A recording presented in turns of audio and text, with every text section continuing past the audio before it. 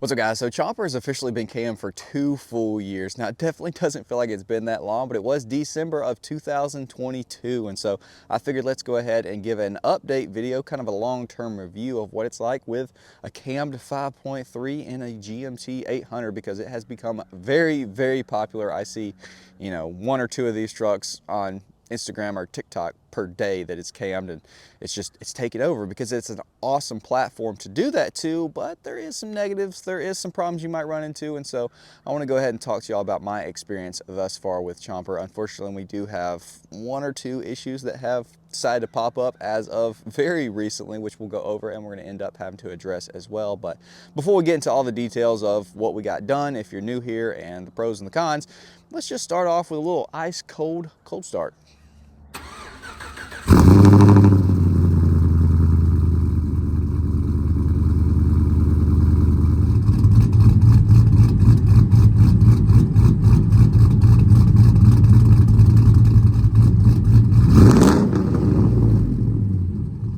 Before we go for a drive, let's quickly go over everything that we've done to this truck so far for anyone that might be new. So it's a 2006 5.3 4L60. We got it with right at 150,000 miles, completely stock, and pretty much immediately started throwing mods at it. So we did a cold air intake, long tube headers, 3-inch wide pipe, full exhaust, tuned it, of course, had some fun with the 2-step, rocked that for a pretty good while, and then Texas Speed decided to drop their new truck cam, the Chopacabra, and I immediately knew it was time for our original goal of having a cammed crew cab truck to become a reality, because there was a lot of hype behind it. It was a really cool name, the imagery, everything about it was awesome. And this is, on top of everything else, one of the biggest cams that you can run with your stock converter. So aside from a Corvette servo that we installed on here to increase the line pressure for better shifts or firmer shifts, we got a bone stock 4L60 in this thing, and so far she's living, I don't know about her best life, but she's never given me any issues, and it's definitely not been babied for sure.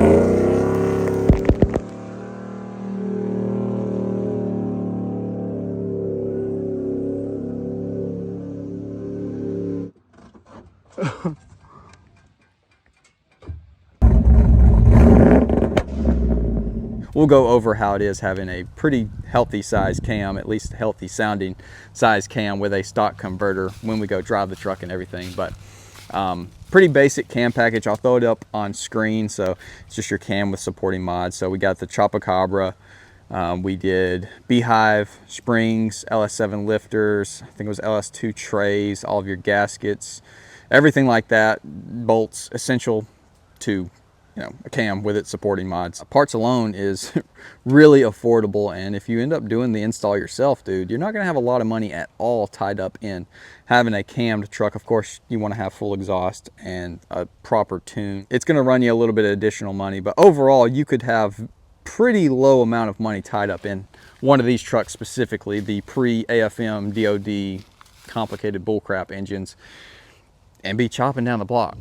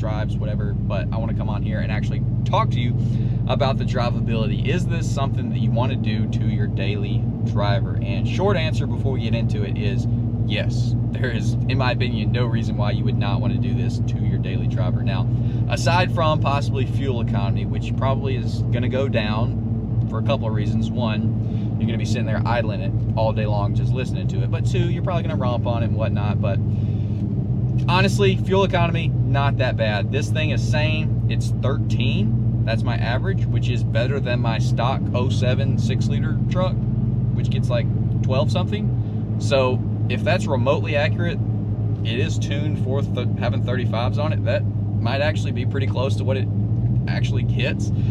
That's pretty freaking good. If your exhaust before the cam is moderate to loud, it's going to be loud at idle. There's no real hiding it unless you have like a valve system where you can turn it on and off. She's going to chop and she's going to be loud, which is great because it will attract a bunch of really awesome attention. I have had some awesome conversations with strangers over this truck, especially here in this small town that I live in. You don't really see cammed trucks. You don't really even see cammed cars. There's a couple of them. One Vet that I know of, a Camaro.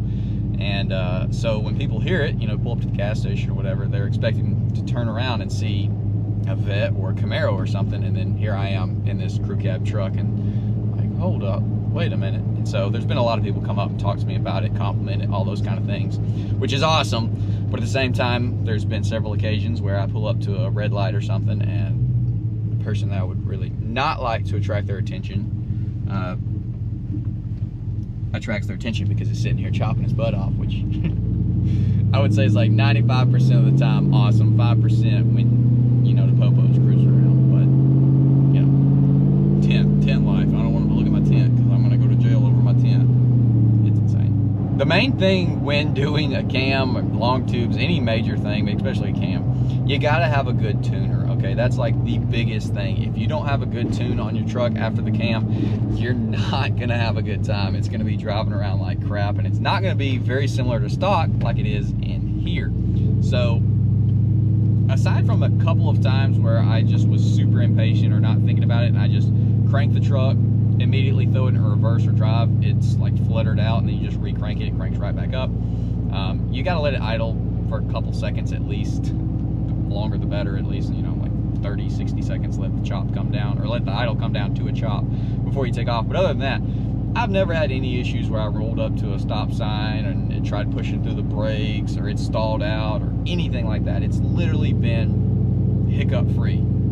I'm trying to think of a time where it's ever given me some kind of weird thing, and I really can't think of it at all. It always cranks, it always idles, it's chill, it's chopping now, and that's pretty much it. Now, I will say, it might drive different than what you have envisioned, because when you hear similar to this with our dyno numbers, you know, gaining 100 wheel horsepower, you might think, holy crap, this thing is going to be a freaking beast all over the place. And in reality, it's not, which is majority due to the factory gears that I still have in this truck. Gears they should be your first thing. If you have a 2-wheel drive truck, count yourself lucky. I don't care what people say. Get yourself a 2-wheel drive truck. It's so much easier to just do a rear end gear swap. No one around here wants to do a front end on here because you got to pull the front chunk and everything like that. So we've still got stock gears, and that is killing the performance of this truck. Basically your entire power band gets moved high RPM versus where a truck normally has it very low. To be honest, my 6-liter VMAX 07, it probably drives around town like quicker, better accelerations than at like low speeds than this truck, even though this should make a decent amount more wheel horsepower, just because it's a stock truck. It's, you know, a 6-liter, so it is more torquey from the factory, but it's also based, you know, it's catered to that low end power, whereas this, the entire power band is shifted very high. This thing will run all the way up to 7,000 RPMs, and then due to our stock gearing and a stock, aside from a Corvette servo, 4L60, it will shift and drop down to like 3,500 RPMs and just lose all of its momentum. So for one, it's not fast by any standard with stock gearing like I was getting at, but two, you're not picking up 100 wheel horsepower off of idle. That's just not how this works. And so if you're expecting it to just rip everywhere, It's just not. Until you do a gear swap. Once you do a gear swap and you can let this thing actually freaking rip, then it will be so much better. I've got to get it done because it's currently crying. But we've done all this cruising around as I've been talking, and it's just like a stock truck. I mean, we're under 2,000 RPMs. We're in overdrive going 60. It's at like 1,200 RPMs. There's no surging or anything weird. And this is a stock converter, which basically this cam is the largest you can do with a stock converter. But like I said, it never pushes through the brakes. There's no surging, you know, in overdrive or any of the gears. It's literally like the truck before it was cammed, just now it chops, and it will absolutely scream when you floorboard it. I gotta get new brakes on this thing ASAP. Which, speaking of flooring it, we will do that right now, and I'll let you experience it.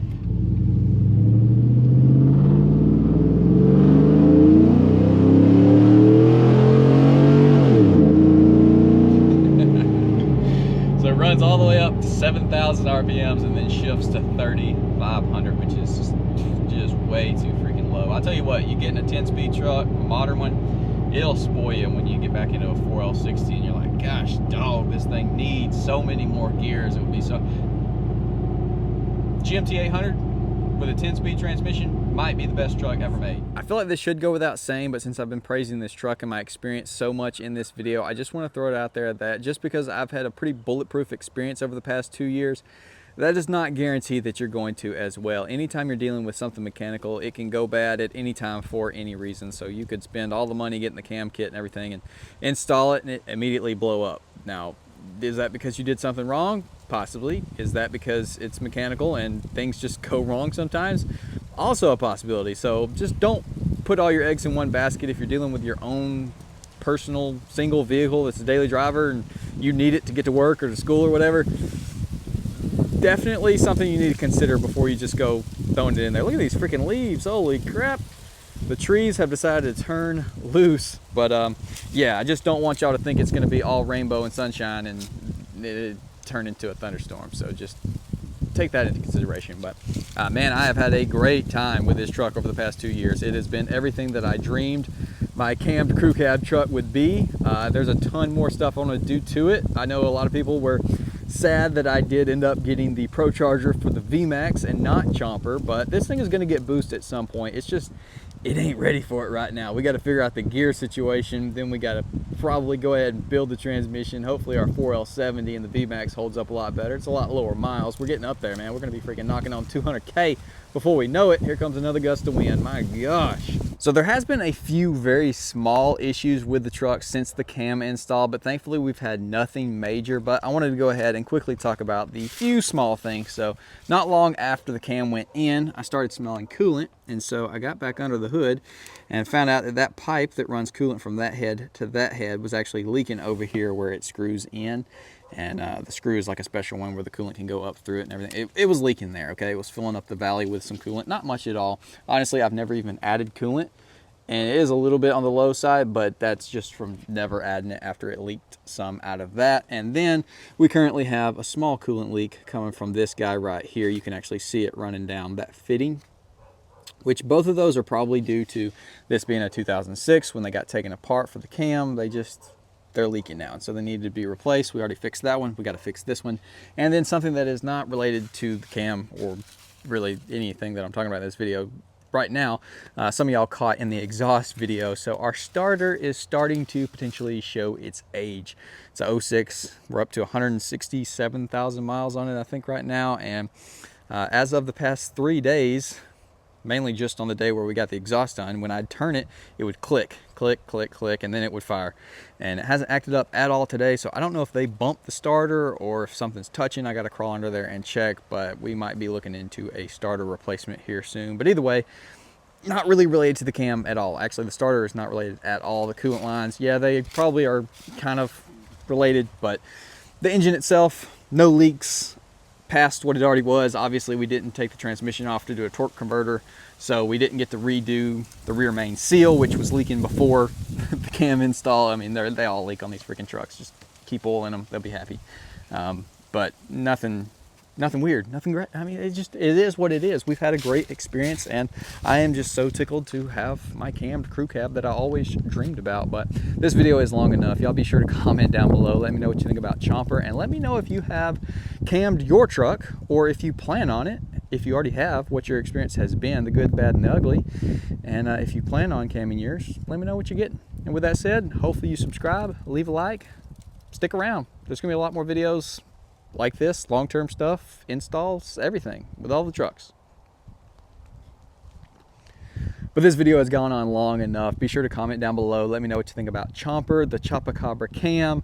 Let me know if you've cammed your truck, if you plan on camming it, everything. Let's get a good little discussion going in the comment section. If you haven't already, be sure to subscribe, leave a like, drop a comment. Stick around, boys. We're gonna have a lot more truck content. I'll see y'all in the next one.